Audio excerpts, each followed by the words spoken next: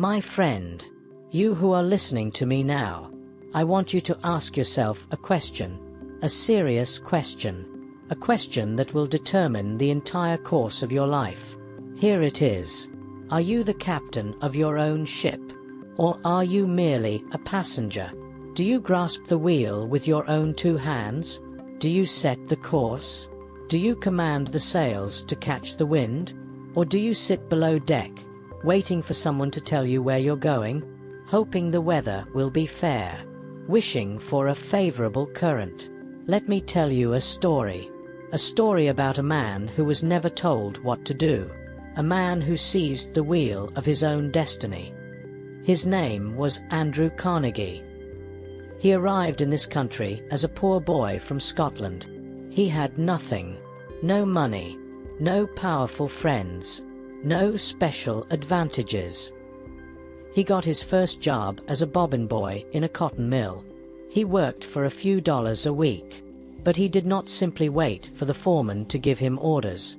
He did not just do the minimum. He used his own two eyes. He saw how things worked. He saw how they could work better. He started things himself. He took the initiative to learn everything about that mill. He took the initiative to learn about the machinery, the business, the men who ran it. He made himself indispensable not by waiting, but by acting. He saw an opportunity in the railroads. He did not wait for someone to offer him a position. He took the initiative. He saw an opportunity in steel. He did not wait for a committee to approve his plan. He took the initiative. He built an empire. He became one of the richest men who ever lived. And it all started with a single, powerful principle. The same principle I will share with you today. It is not a theory. It is not a pleasant idea. It is a fundamental law of success. It is as real and as unchangeable as the law of gravity. It is the law of personal initiative. What is this law? It is simple. It is the power to take action without being pushed. It is the fuel of all achievement. It is the difference between the man who dreams and the man who builds. It is the difference between a wish and a reality. Think of a ship, a great, powerful ship. It has strong engines. It has a sturdy hull. It has everything it needs to cross the oceans. But it has no rudder. What happens to that ship? It drifts. It is tossed by the waves. It goes wherever the current takes it. It never reaches a specific port. It never fulfills its purpose. That ship is a person without initiative. They may have talent. They may have intelligence. They may have a good heart. But they have no rudder. They drift through life. They wait for a wind to push them. They wait for a current to carry them. They wait for someone else to take the wheel. Now, think of a builder who wants to construct a great skyscraper. He has the bricks. He has the steel. He has the workers. But he has no blueprint. What happens? Chaos. Confusion. The workers stand around. They have the materials. They have the strength. But they have no plan. They have no direction. They wait for someone to tell them what to do. That builder is a person without initiative. They have the tools for success, but they do not use them. They wait for a blueprint to be handed to them. They wait for a command. A life with initiative is a life of command. You are the captain. You are the architect. You see the port on the horizon and you steer toward it. You see the finished building in your mind and you lay the first brick. A life without initiative is a life of drift. You are at the mercy of circumstance. You are a spectator in your own life. You watch as others build their fortunes. You watch as others sail to their dreams. And you wonder, why not me? The answer is personal initiative.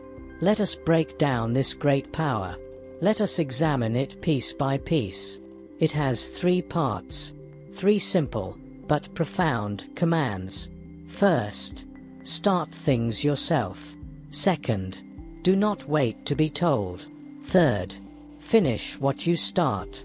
These are not complicated ideas, but their application will revolutionize your life. First, start things yourself. This is the genesis of all great things. Every invention began with one person starting something. Every business began with one person starting something. Every work of art, every book, every discovery began with one person deciding to start. The world does not reward those who only have good intentions. The world rewards those who take the first step. You must become a starter. But how? It begins in your mind. Before you can start anything in the physical world, you must start it in your mind. You must make a decision, a definite decision, not a vague hope, not a maybe one day. A decision. I will do this. Say it to yourself. I will start. Now, what does starting look like? It is often very small. It is not a giant, dramatic leap. It is a single, small step. You want to build a business? Start by writing down one idea. Just one. Get a piece of paper. Write at the top, my business idea, and then write one sentence.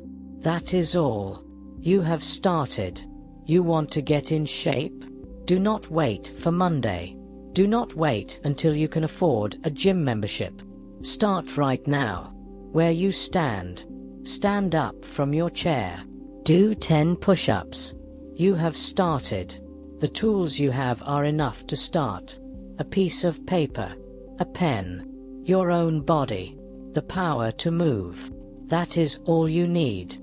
You might be thinking, but my idea isn't perfect. My plan isn't complete.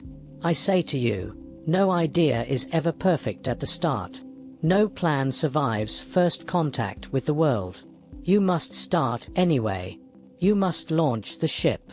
You can adjust the sails once you are on the water. A ship that never leaves the harbor is perfectly safe. But that is not what ships are built for. You were not built to stay in the harbor. You were built to sail, to explore, to conquer new worlds. So start. Start something, anything, today. Right now. Do not let the sun set on a day where you did not start one thing that moves you toward your dream. The second part of this law is this. Do not wait to be told. This is the death of initiative. Waiting. Waiting for permission. Waiting for the right moment. Waiting for a sign. I will tell you a secret. The right moment will never come. There will always be a reason to wait. The economy is bad. The economy is good. It is too hot. It is too cold. You need more money. You need more education. These are all excuses. They are illusions your mind creates to keep you safe, to keep you from risking failure. But failure is not the worst thing. The worst thing is to never have tried, to live a life of quiet desperation, always wondering, what if? Do not wait for your boss to tell you to be more productive. Be more productive on your own. Find a better way to do your job. Do not wait for a client to call you. Call them. Do not wait for someone to offer you the opportunity. Create the opportunity yourself. This requires courage. It requires you to step out of the crowd. The crowd waits. The crowd follows. The crowd does what it is told. Leaders act. Pioneers act. Successful men and women act. They do not wait for a roadmap. They draw the map themselves. You might be thinking, but if I act without being told, I might make a mistake. I might get in trouble. Yes, you might. But mistakes are how we learn. A man who never makes a mistake never makes anything. And what is the trouble of trying and failing compared to the trouble of never trying at all? One is a temporary setback. The other is a lifelong regret. Think of Henry Ford. His first 2 automobile companies failed. He was not told to start a third. He was not given permission. He took the initiative. He started again, and he changed the world. The world forgives failure. It never forgives cowardice. It never rewards the timid. So I say to you, stop waiting. Stop looking for a sign. The only sign you need is the burning desire in your own heart. That is your permission. That is your command. Act on it. The third part of this law is the most crucial. It is the part that separates the amateur from the professional, the dabbler from the master. Finish what you start. Anyone can start. Starting is exciting. It is new. It is filled with possibility. But soon, the newness wears off. The difficulty sets in. The obstacles appear. This is where most men fail. They give up. They abandon the project. They move on to the next new, shiny idea. And so they live a life of half-finished dreams. A graveyard of abandoned starts. To finish what you start requires persistence. It requires grit. It requires a dogged determination that refuses to be defeated. How do you cultivate this power? You must make a pact with yourself, a solemn promise. When you start something, you see it through. You do not quit. It is a matter of honor, your personal honor. Let me give you a simple example. If you decide you are going to read a book, you finish the book.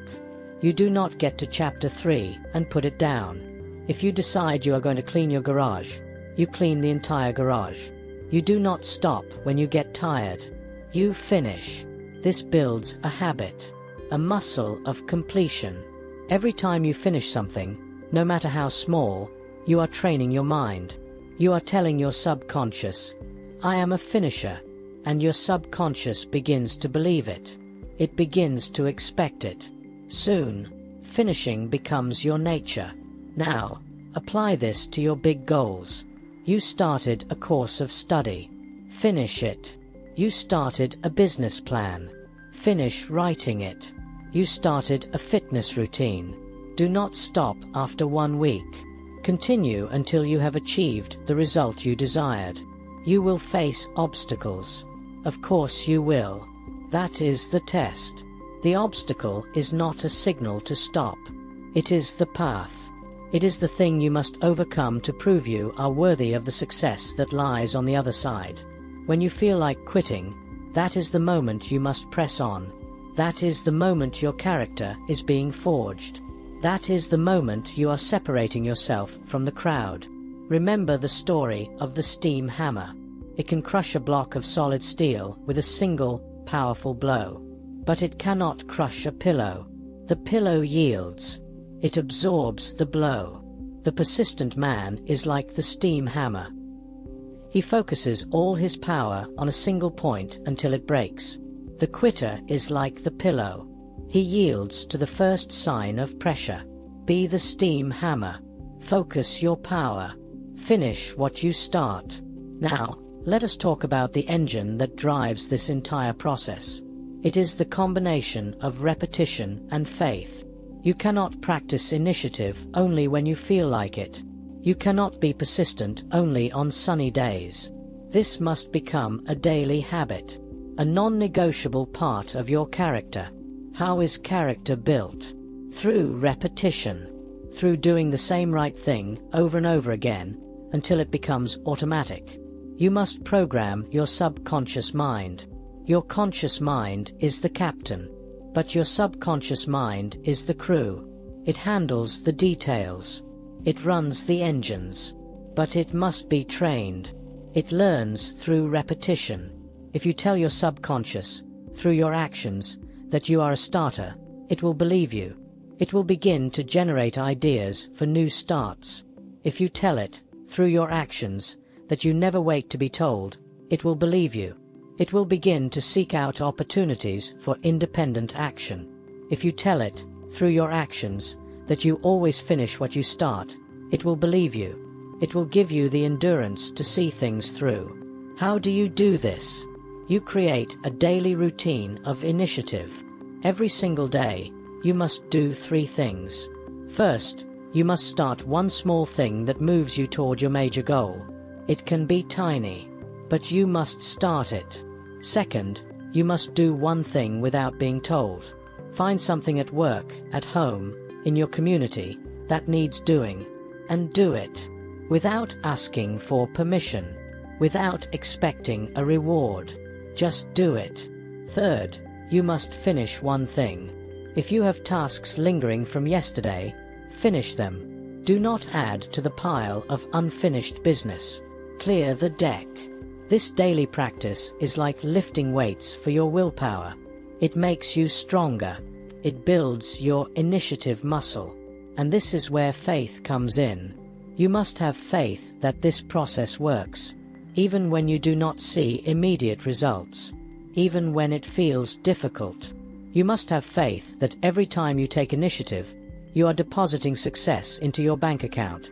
You may not be able to withdraw it today, but the compound interest is building, and one day you will be rich with achievement. This faith is not blind. It is based on the unchangeable law of cause and effect. The cause is initiative. The effect is success. It is as certain as night following day. You must burn the bridges behind you. Make a definitive decision that you are a person of initiative, that there is no going back to the old life of waiting and wishing. This burning desire, fueled by daily repetition, will make you unstoppable. It will guide your subconscious. It will attract opportunities. It will command the cooperation of other people. They will see you as a person of action. They will want to help you. They will follow your lead. The universe always bends toward the man who knows what he wants and is taking relentless, daily action to get it. So we come to the end of our lesson. We come to the moment of action. You began by asking yourself a question. Am I the captain of my ship? You now have the answer. The answer is yes. But only if you take the wheel. Only if you grasp it with both hands and refuse to let go. The law of personal initiative is yours to use. It is free. It is available to you at this very moment. You do not need to sign a paper. You do not need to pay a fee. You only need to decide, to act, to start. I have given you the 3 keys. Start things yourself. Do not wait to be told. Finish what you start. This is the simple, powerful formula. This is the fuel of achievement. My call to action is this. Do not let this be just another idea you heard. Do not let it fade away. The time for thinking is over. The time for action is now. I want you to take the first step. Right now. As you are listening to me. Pause this recording if you must. I want you to do one thing. One small thing. Start something. What is the one thing you have been putting off? Is it a phone call? Make it. Is it an email? Write it. Is it a plan? Write down the first step. Is it a project around your house? Go to the toolbox and get out the tools. Do it now.